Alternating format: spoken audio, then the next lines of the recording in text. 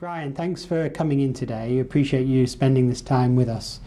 I'm interested in your diagnosis first of all, because you've got an esophageal cancer, which is a less common cancer. Maybe the public don't know as much about it and what is involved in the diagnosis and treatment. How did the diagnosis come about in your case? The diagnosis took some time. This was because my initial symptom was one of having difficulty eating and swallowing.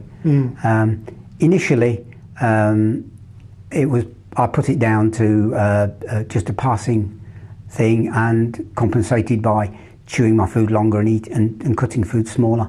But this persisted, and eventually I needed to have it looked at, and I went to see my GP, who referred me to my local hospital, where I then had an endoscopy, which was inconclusive in terms of it saw that there was some issues with my esophagus, and referred me then to the main hospital in Leicester, where I then had several endoscopies, including biopsies, which in turn proved inconclusive, and eventually the conclusion was that although no cancer was actually detected in the biopsies, all of my symptoms pointed overwhelmingly to the fact that it was almost certainly a cancer, and we proceeded from that point. Did you have other symptoms other than the difficulty with your swallowing at that point? No, the swallowing became progressively difficult until the point where I was eating less solid food, more soups and that kind of more liquid type foods. As a consequence, I also lost weight, and that became quite accelerated as my condition accelerated. Yes.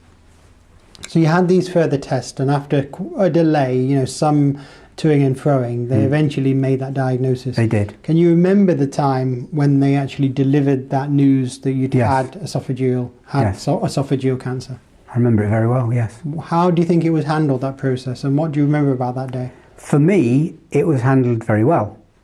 This is very much a personal reaction, because everybody reacts differently. I'm a person who likes to be told things straight, even though they're hard. And so someone basically telling me you have esophageal cancer, but that was also followed up very quickly by saying, and we can fix it. And that makes a lot of difference. Definitely. If somebody offers to help at the same time, it alleviates that anxiety to some extent. Yes, but also there was no beating around the bush.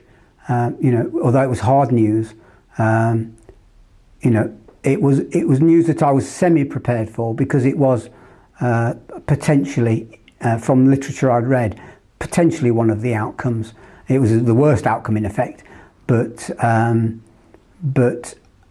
having been kind of semi-prepared by literature, then I wasn't overwhelmed. But this is a very personal reaction. So you'd read up, in advance, so you knew something about... I had been given some information on Barrett's esophagus, which is what initially the medical teams thought it might be. Yeah.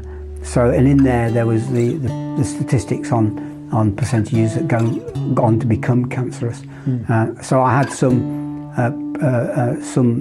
forewarning that there was a potential for that. Yes.